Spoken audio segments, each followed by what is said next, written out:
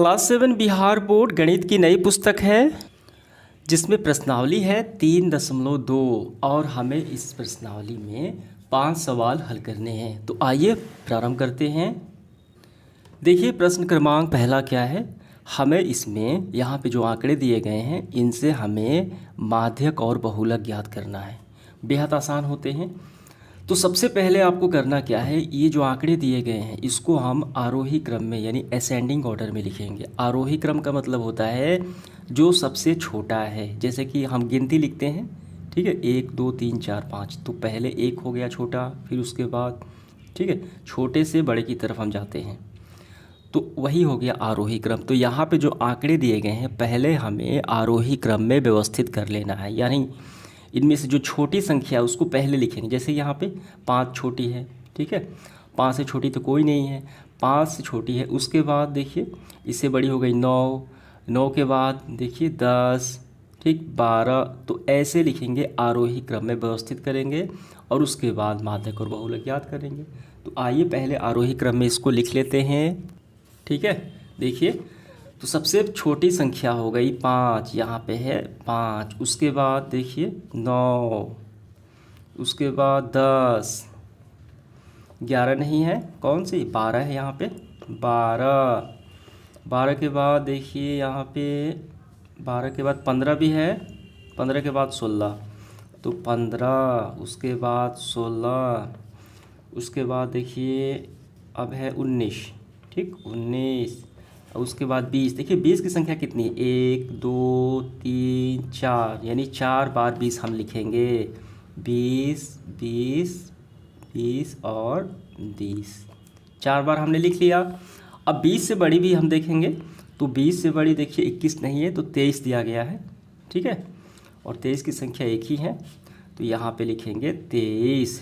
उसके बाद देखिए 24, 24 की संख्या कितनी है, तो 24 भी एक ही बार लिखा गया है तो 24। अब इसके बाद आखिरी में 25 लिख लेंगे, सबसे बड़ी संख्या 25, ठीक। लेकिन ये 25 जो है ये देखिए कितनी बार है, एक बार, यहाँ पे फिर 2 बार, तो 25 हो गए आपके 2 बार, तो 25 और 25, तो ये टोटल 15 हो गए।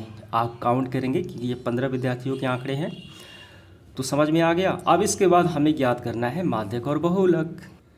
देखिए माध्यक ज्ञात करना बेहद आसान है। माध्यक का मतलब होता है मध्य वाला, मिडिल वाला, ठीक है, जो मध्य में संख्या है वही हो गया माध्यक, ठीक। तो कैसे ज्ञात किया जाए, देखिए आप इसको ऐसे ही काउंट करके भी ज्ञात कर सकते हैं, या इसका एक तरीका भी होता है फार्मूला माध्यक ज्ञात करने का, ये होता है n+1/2, ठीक है। तो n का मान कितना है, ये टोटल कितने हैं, यहाँ पे 15 हैं क्योंकि यह 15 विद्यार्थियों के आंकड़े हैं, तो ये हो गया 15 + 1, ठीक है, /2, 15 और 1 16/2 यानी 8। तो 8 नंबर पे जो संख्या है वही इसके माध्यक हो गई, यानी बीच की संख्या हो गई। तो देखिए 8 नंबर पे कौन सा है, 1 2 3 4 5 6 7 8, ठीक। तो ये जो संख्या है 8वीं नंबर पे यही हो गया माध्यक। समझ में आ गया, ठीक है।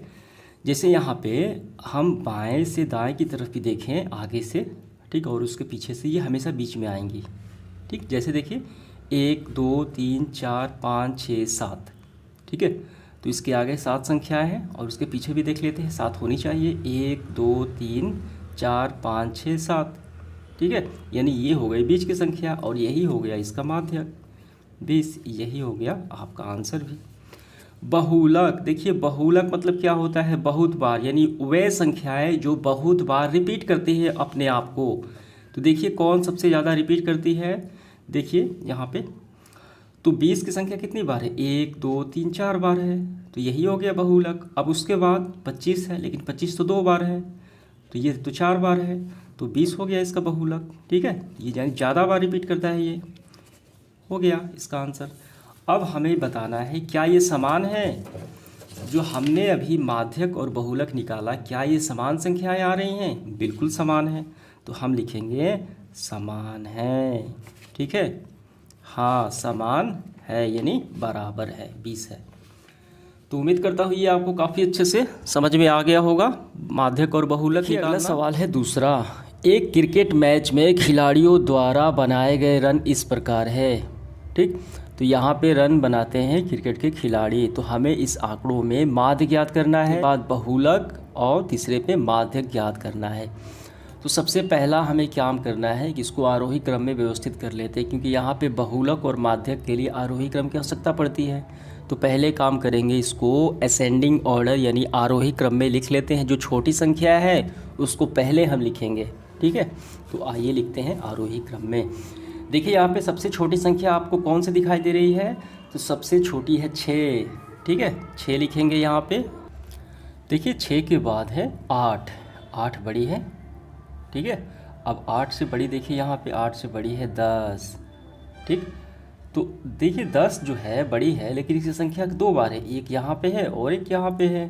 10 को हम दोनों 10 को लिखेंगे। अब 10 से बड़ी हम यहाँ पे देखेंगे, तो 10 से बड़ी है 15, तो इसकी संख्या 1 है, 2 है, 3 है, 3 बार 15 है, तो लिखेंगे 15, 15 और 15, 3 बार हो गई।